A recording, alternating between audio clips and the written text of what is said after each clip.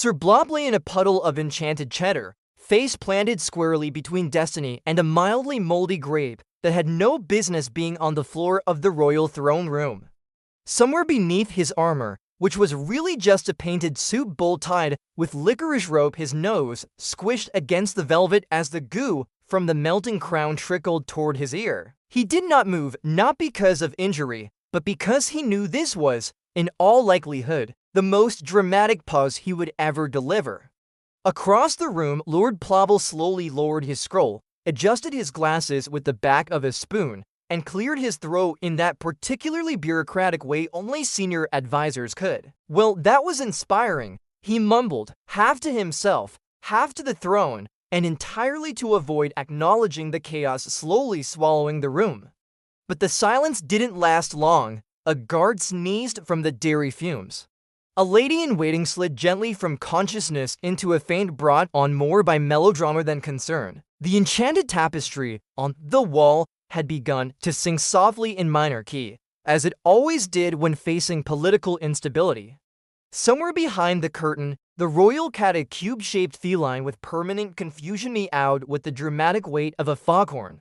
And then, with a noise resembling a particularly determined suction cup, Sir Blop peeled himself off the marble floor. He stood, wobbled, wiped the cheese from his face using the hem of a curtain he wasn't supposed to touch.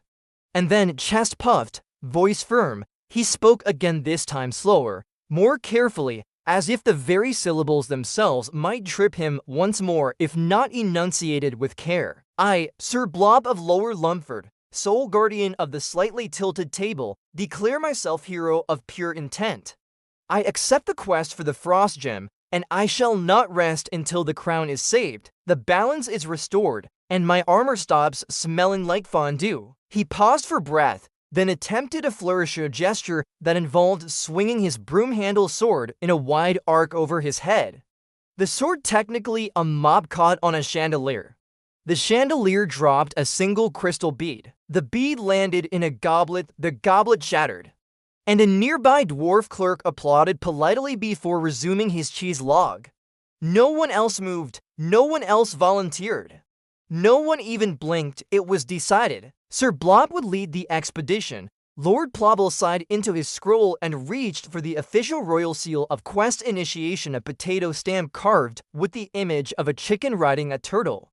Very well, he announced, trying to muster gravitas over the sound of royal cheese sizzling. By decree of the empty throne and the slightly soggy banner of Clayrealm, you, Sir Blop, are hereby granted temporary command over the order of melting emergency. You may now assemble your party, pack your satchel, and proceed with immediate urgency to the distant lands of Chillstone Cavern, therein to retrieve the fabled frost gem and return it to this palace before the crown becomes ... fondue. Understood, said Blop, nodding. I shall need a team, brave, bold, maybe slightly bendy.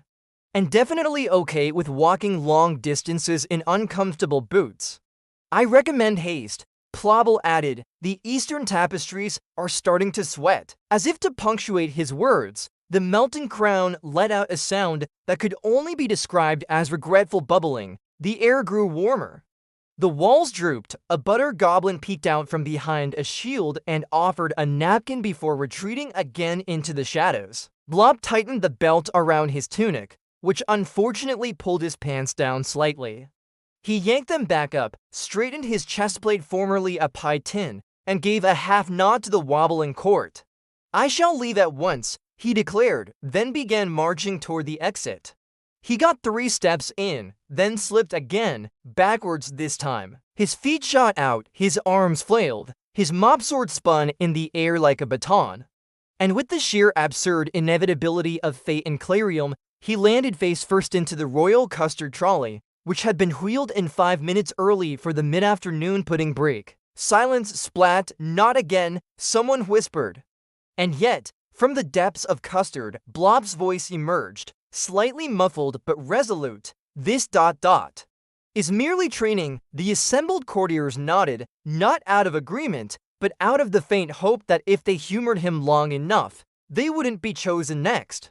Lord Plobble closed his scroll. The quest had officially begun, and somewhere, far beyond the city walls, deep in the northern fog, The distant peaks of Chillstone shivered slightly as if sensing that something terribly enthusiastic was on its way.